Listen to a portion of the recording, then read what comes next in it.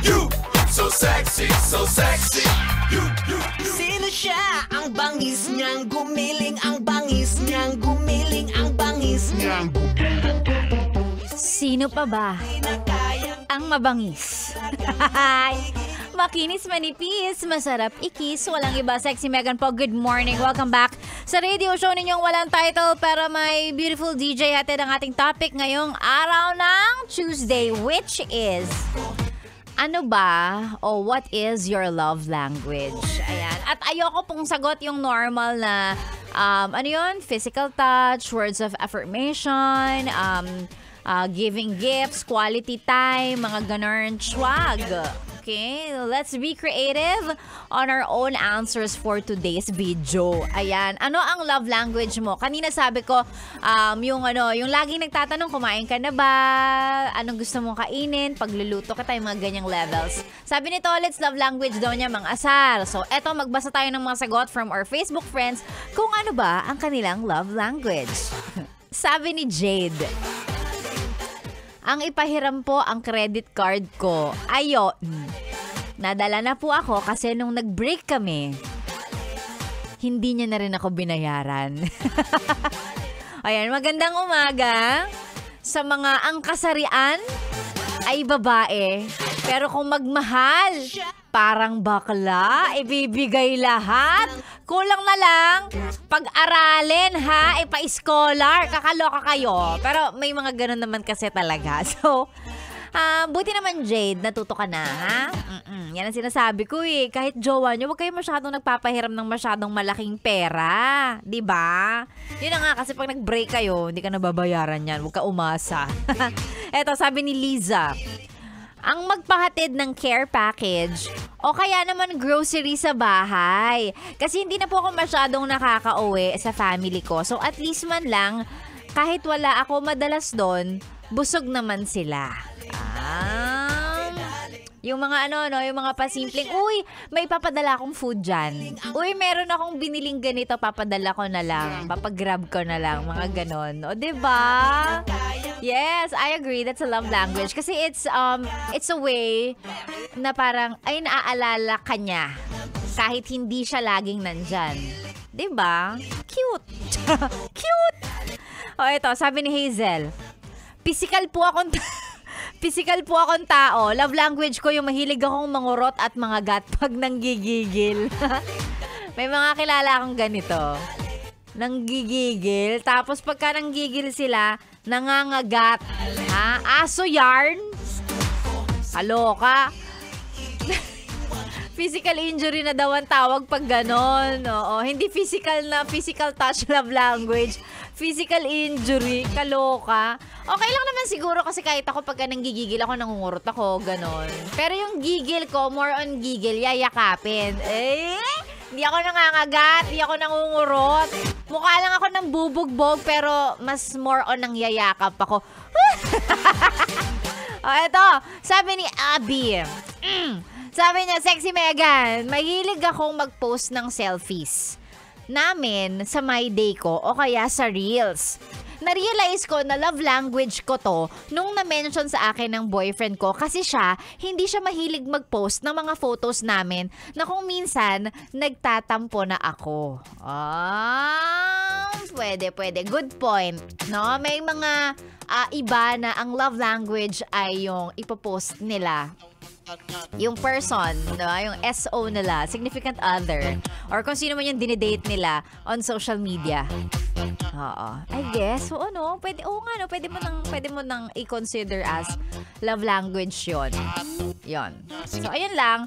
Para lang magkaintindihan nga kayo nung jowa mo. Kasi yun nga pagka natapat ka dun sa hindi mahilig mag-update, hindi mahilig mag-post ng mga kung anik-anik ninyo online. Kung ito ang love language mo, magtatampo ka na parang bakit hindi mo ako pinupost? Kaya may ibang mga jowa dyan na magtatanong, may iba ka bang jowa? Bakit hindi ako ang pinupost mo? Ba't di mo ako minamay-day? Oh, bakit hindi mo ako piniflex? Oh, diba? Yung mga ganon. Pagka ganito love language, mag-usap kayo ha. Kasi may mga tao din talaga na hindi mahilig mag-update. Oo. So, Para hindi nyo pag-awayan. Yan. O pwede rin naman minsan, pagbigyan, post mo rin siya. Ganon. Kung wala ka talagang tinatago, post mo, di ba? Jojowa ka ng maganda, tas di mo piplex sa social media. Huwag ganon. Kunwari, sexy Megan girlfriend mo. Ako na to? Tas hindi ka magpo-post ng picture nating dalawa para sampang akong ginawa mo, ganda-ganda ko. Sabi ni Tolitz, wag na daw, private life lang dapat. Ay, hindi! Hindi pwede yon. Pag ako girlfriend mo, dapat po-post mo ko. Tapos parang ganun din pala ako, no? Ganito pala love language ko. Nakakaloka. O, ito na. Last na for this batch, sabi ni Kevin. Ang ipag-drive po ang mga friends ko, lalo pag lalabas. Lalabas kami at alam kong magwawalwalan sila. Ako na po agad ang official driver nilang lahat. Ang official tagahatid sa bahay ng bawat isa. Ang ano naman? Sus, sabi ni Tolit, sus, wala lang pang ambag yan. Hoy, pero at least ha, bawing-bawi na yung ambag niya. Kung wala man lang siyang pang ambag sa inumin, ang laking ambag na nung siya ang maghahatid sa bawat isa sa barkada niyang malalasing. O, diba? Oh. Mahirap kaya yun. Yung iisipin mo pa, paano ka uuwi? Bubuk ka pa ng mag-aangkas ka, tas lasing ka. Kaya mo ba yun? O, kung meron kang kaibigan na ang love language ay yung service, di ba? Service na, kumbaga, literal na service na gagawin mong driver at ihahatid ka pa uwi ng bahay, isa-isa kayo, o pwede na, bawi na siya doon. Kahit na wala siyang ambag sa sa inumin ninyo, kaloka naman. Ay nako, ayan yung mga love language natin na yan. Ako, ang lagi ko lang sinasabi, it's important na at least alam mo kung ano yung love language, not just ng inyo pong partner, pati ng inyong friends. Kasi importante rin na dapat ina-appreciate natin yung mga friends natin pagdating sa ganyan. And napaparamdam natin na, friend, importante ka sa akin, you are valid, you are valued. Diba? Oh, sabi, nagbabago ba yung love language? Depende sa tao. Feeling ko oo. Minsan depende kung sino yung kasama mo, kung sino rin yung karelasyon mo, ganun, 'di ba? Minsan kasi masya-shadow or parang makukuha mo na dahil ganito siya, mahahawa ka, parang ganun. So, naniniwala ko na it's important na kung ano yung love language niya. Dapat alam mo, para ginagawa mo, 'di ba? Parang kung Bisaya siya tapos Tagalog ka. 'Di ba? O sige, kunwari medyo mas malayo, French siya. Tapos Pilipino-Tagalog ka. Minsan kahit magsabi ng mahal kita, kung hindi niya naiintindihan, hindi masyadong sapul. Pero kapag ka nag-French ka ng, ano ba yung French ng I love you? Ano ba yung French ng I love you? Diba? So parang, you guys are on the same page. Yung ganon. So at least, alam mo lang, para alam mo kung ano yung magpapa-feel good sa kanya. Wow, feel good! Ganon, di ba? Yun lang. Yun lang ang chika natin for today's video. Maraming salamat sa inyong mga love languages. Oo, again, always remember, ha? Alamin po natin ang love language ng isa't isa. Di ba? Para mapa-feel natin na mahal natin ang mga tao sa paligid natin. Especially our significant others. May pa gano'n ang arte. Lalayas na ako dito na si Ganda Wanda. Kasama nyo hanggang mamayang tanghali. Kasama ang mga contestants natin sa Yes, the Best Singer on the air. I'll see you guys again tomorrow. Konting gapang na lang Friday na. Charot!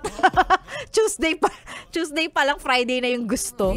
Ano ba? I'll see you guys again tomorrow, alas 6 hanggang alas 9 ng umaga sa stasyong nakakayang, nakaka-fresh 101.1. Yes, the best. Good morning. Se eu pegar, não dura. Anitta não se pega.